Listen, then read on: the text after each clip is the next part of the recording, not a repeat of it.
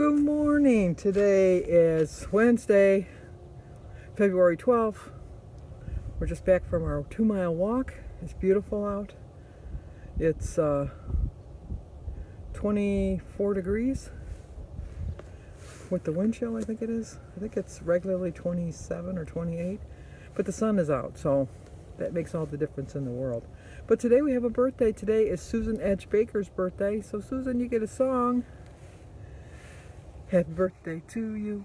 Happy birthday to you. Happy birthday, dear Susan. Happy birthday to you.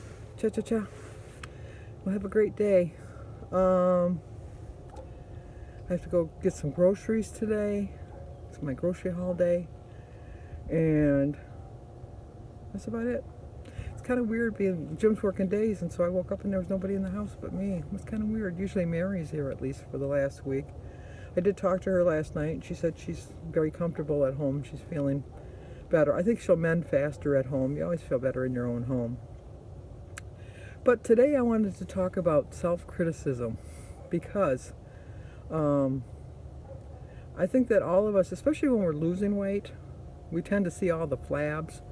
I'm no different than anybody else. And I've always criticized myself.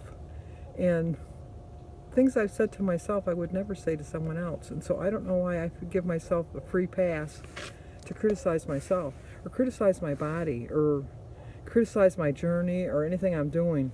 As long as you're trying your very best, that's all that really matters.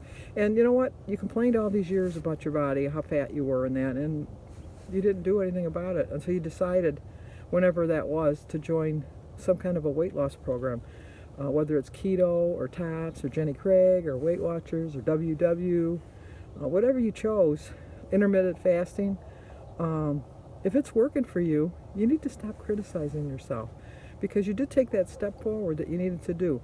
Sometimes we take a couple steps back. I know, it's like Mother May I. When everybody saw that you were getting close, whoever was the mother on Mother May I, always would give you backward steps because they didn't want you to come up and tag them so that you could be it. They wanted that power. And you have that power over yourself. You really do. You need to stop looking in the mirror and seeing the faults. I can like wave to you and then my arms are going to continue to wave underneath. They're going to continue on. I don't like seeing that. I really don't. But then I'm thinking, before it was just all solid fat and it didn't have a chance to move. And it wasn't healthy, and it didn't look any better. It really didn't. So I can live with it. You can just wear shirts that cover it up. Who's to know? My stomach is kind of flabby, you know. But I've lost weight, and that's all that really matters. And I always think of, if I saw somebody with a flabby arm, am I going to say, oh my gosh, you got a flabby arm? No, I'm going to say, oh my gosh, you've lost weight, because you're going to know that they lost weight. I do think that when I was heavier, I looked younger because the fat kind of held the wrinkles in place, but I'd rather look my age. I really would, than look fat. So I don't have a problem with that anymore. I really don't. I think I look good for 69, but you know, maybe that's just me thinking that, but you know, I'm the only one that matters. I'm not doing this for anybody else. I'm doing this for me. I'd like to be healthy and around for my family, so in a sense I'm doing it for them. But I'm not answering to them. I'm only answering to myself. So as long as you know that the only one you need to answer to is yourself, and the only one that's critical of you to your face is yourself, because a true friend or a family member is not going to be critical of you. They're not going to give you a lot of criticism. Somebody that doesn't really like you might, but I think if somebody loves you... Now there's a difference between constructive criticism and just downright mean criticism. And we all know the difference. You know, you don't need to be under a rock, born under a rock, not to know that, because you have to be open up to a little bit of criticism, because a lot of times it's just in your own best interest that somebody's telling you something, and you need to open up your mind to accept it. And you need to open up your mind to accept your inner thoughts when they're good, and ignore them when they're bad, because you're not going to get where you want to get if you just keep being critical of yourself. And it's a journey. It's taken me a while, but you know what, I could have stayed where I was at and got bigger and bigger and bigger, and no. My goal is to hit that 80 pounds this week. I have to lose 0.8 to get to that 80 pounds this week. And I've just set little 5-pound goals. And slowly but surely I'll get to my 100 pounds. And I will get to my ultimate goal. And I will. And I just know it, and I just feel it. And I need to stop being so critical of myself. And I think a lot of the times last year I was very critical of myself.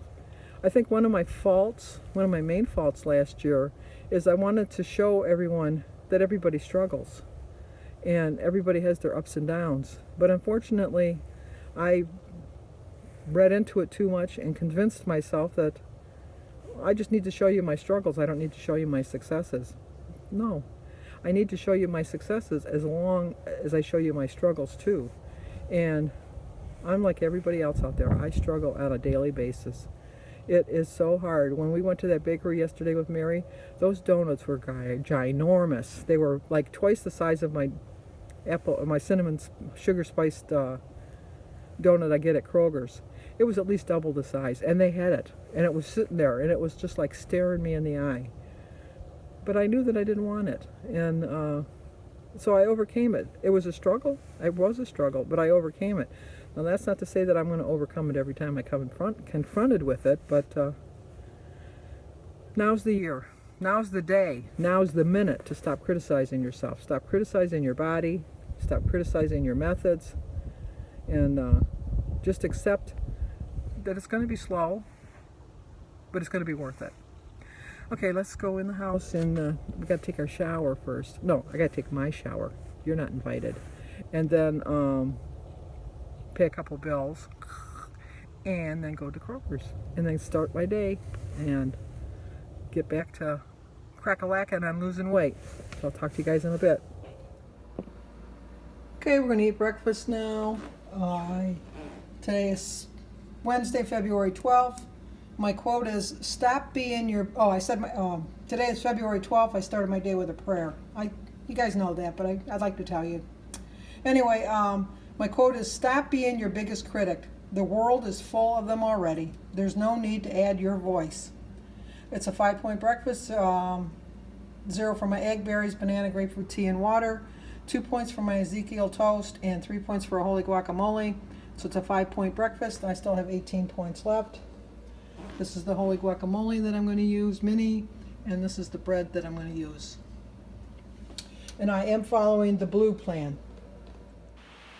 Okay, for dinner I'm going to have my crock pot refried beans. I'll include the recipe after I get done talking right now, so if you want to make it. I'm also having these pinwheels that I did a cook with me recipe that should be posted. I'll leave a link in the description box down below. It's for the ham and cheese pinwheels. They're 4 points each on all plans. So I had 18 points left for the day. My dinner is 13 points. 7 points for 2 ham and cheese pinwheels. It's the Weight Watcher math. They're 4 points each, but they're 7 points for 2. I'm having some of my crock pot refried beans. I'll include the recipe after this. 2 points for my 2 tablespoons of sour cream. It's the Daisy Light sour cream. And 1 point for my lemonade and cranberry juice mixture. And my water. And I forgot, and my sugar-free Jell-O. I'm going to have a lime Jell-O. So there's my dinner.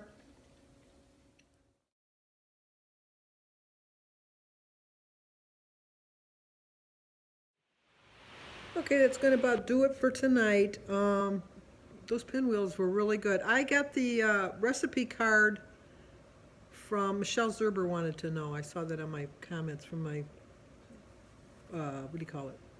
The Cook With Me, or Recipe of the Week. I got that card from when Chef Isabella came into our meetings a couple weeks ago. She's Florine Marks' personal chef, and Walden Products, which you can see that on my grocery haul.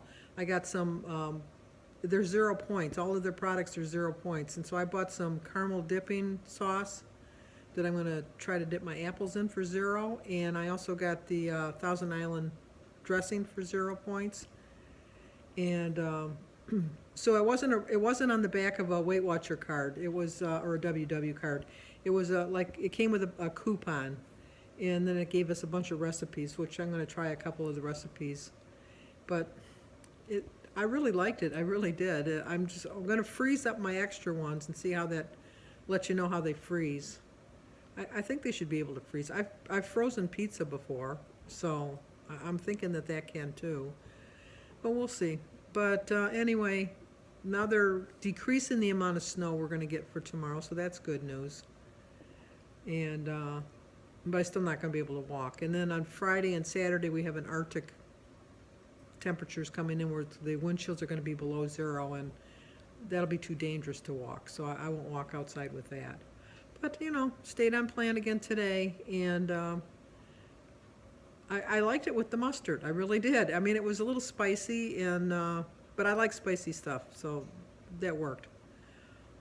But other than that, that's about it for tonight. So give this video a like. If you're new to my channel, please subscribe, leave a comment, and share it if you think somebody might like to see it. So I will see you guys in the morning.